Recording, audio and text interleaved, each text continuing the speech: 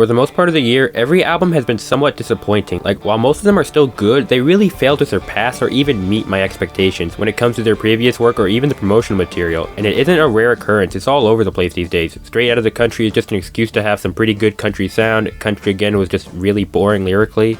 And this year, while not average whatsoever, definitely feels like a step down from the past two. 2019 was a year not only for revisiting the sound of country music, but the great writing styles with Wildcard and Heartache Medication. 2020 was the pandemic saw more of a writing renaissance rather than a musical one, and 2021 is a bit of both, but way less than the sum of its parts. And I was hoping Alan Jackson's Where Have You Gone would serve as this phenomenal return to form, and it absolutely was.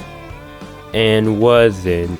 Honestly, my feelings on this one are really mixed. It's still by far the best mainstream country album of the year, but I also feel like it could have been so much more. First thing is, sonically, this is easily the best country album in terms of its sound. Everything just meshes together collectively and complements one another. Where the Cottonwood Grows is a fantastic example of that, with every stanza in the first verse you get a different instrument, a different musical run. It's little things like that I love to hear in my music. Honestly, I haven't been this impressed by an album since Heartache Medication, and if I'm talking about an album in that aspect, you know it's good. It just has far more class than any other album released this year. Albums such as A Rock by Hardy or Never Will are definitely a bit more rugged with their sound. Where Have You Gone just provides a sense of, I don't know really what to call it, but country royalty when it comes to its instrumentation. Something so vastly grand and supreme to almost any other country album released prior. Another thing this album absolutely nails is its vocal delivery. Alan Jackson is considered one of the best vocalists in all of country, and he absolutely keeps that reputation with this album. He has such a distinct vocal delivery that's so soothing. The closest thing I can relate to it is Butter. It's smooth and goes down so easily, able to enhance the performance of his party songs like Livin' on Empty and Back. They take me back to the old days of Alan so effortlessly. Now all you have to do is get some great writing and you have the undeniable best album of the...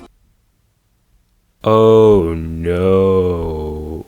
This is definitely the album's weakest aspect. Honestly, this is what's holding me back from giving this an 8 out of 10. It's not bad by any means, but it's relatively safe. For the most part, you don't have any outstanding writing moments, and that was one of the biggest issues with 90s country. It isn't douchey or simple, it's just not as compelling as I'd want it to be. For an album titled Where Have You Gone, it seems like this is going to be a deep, reflective album, kinda how Set in Stone was for about half the time. And you do have some songs such as Where Her Heart Has Always Been, which is just absolutely beautiful in every aspect, which the details of Christianity and Bluebirds make for one of the best songs of 2021. Then you have songs like Back, which is all about bringing country music back, and it's just another standard checklist country song that is just whatever in its writing. I Do is just a boyfriend country song with some great instrumentals. If you want a fun party album, you do have that for the most part. Beer 10, which kinda feels like a jab at Florida Georgia Line's Beer 30, and knowing Alan, it probably is, just has this great live performance vibe that captures the magic of the 90s country songs. They weren't your deep mature ballads, but slice of life songs that were really great in their own right. You almost seem to get your legacy song with The Older I Get, but it's a bit more humble.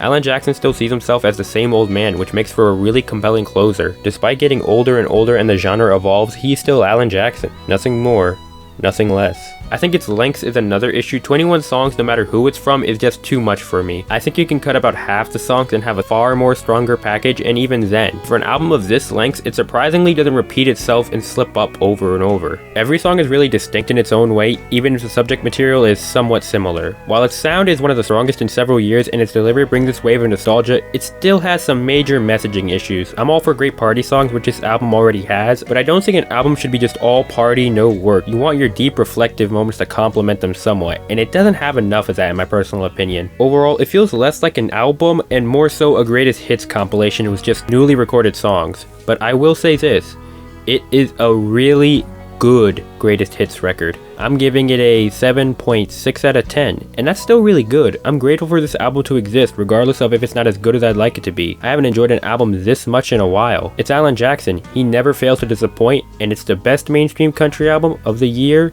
so far.